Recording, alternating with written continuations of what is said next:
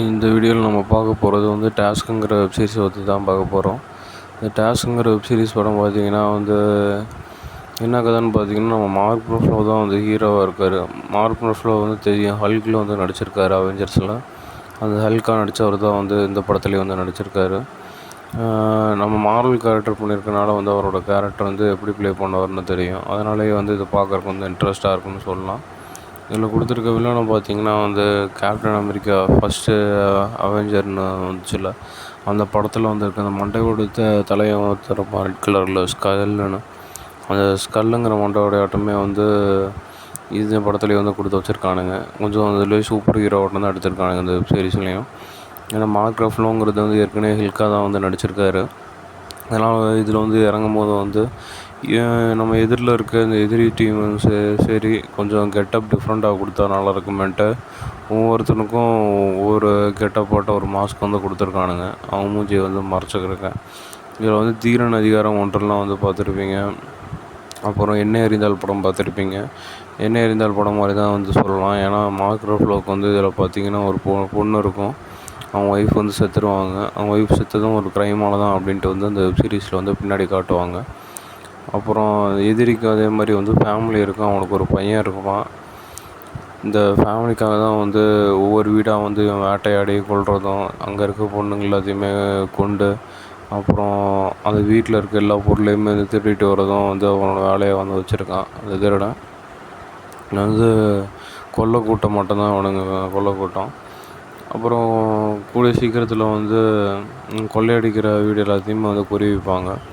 குறி வச்சு எந்த வீடு வந்து ஃப்ரீயாக இருக்குது, எந்த வீடு வந்து ஆள் நடமாட்டம் இல்லாத இடத்துல வந்து இருக்குது, எந்த வீடு வந்து காட்டுக்குள்ளே இருக்குது அப்படின்னு சொல்லி வந்து தேடிட்டு அங்கே தான் போய் அவங்க கொள்ளையை வந்து ஆரம்பிப்பாங்க. அவங்க கொள்ளையை ஆரம்பிக்கிறதுலாம் பார்த்திங்கன்னா நைட் டைம் தான் வந்து ஆரம்பிப்பாங்க.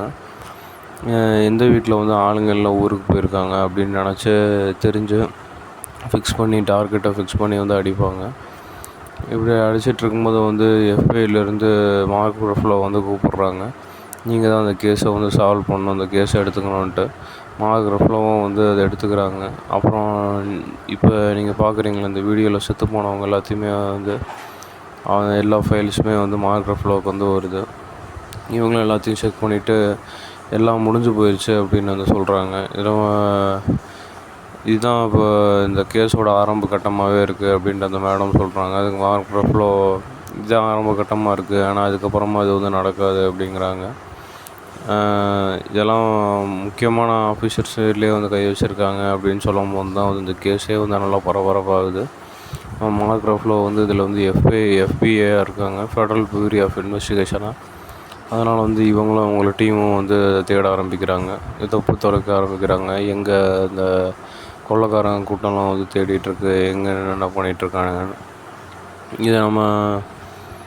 இது விஜய் சேதுபதி நடித்த படம் மாதிரி தான் வந்து கதை வரும். விஜய் சேதுபதி பற்றி இப்போ ரீசெண்டாக கூட ஒரு படம் நடித்தார், மகாராஜான்னு. மகாராஜா படத்தில் பார்த்திங்கன்னா அதே ஒரு 3 கும்பல் சேர்ந்துட்டு தான் வந்து வீட்டை கொள்ளையடிக்கிறது அந்த மாதிரி வந்து பண்ணிகிட்டு இருப்பானுங்க. கொள்ளையடிக்கிறது, ரேப் பண்ணுறது, பொண்ணுங்களையும் ரேப் பண்ணிவிட்டு அப்புறம் கொள்ளையடிக்கிறது அந்த மாதிரி வந்து பண்ணிகிட்ருப்பானுங்க. அதே மாதிரி தான் வந்து இதில் லைட்டாக காமிச்சிருக்காங்க.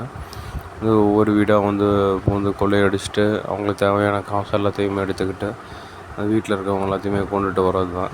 அதை வந்து நம்ம எஃபிஐயான மார்க் ரஃப்லோ வந்து எப்படி தேடி கண்டுபிடிக்கிறாங்க அதை வந்து கதையாக காமிச்சிருக்காங்க.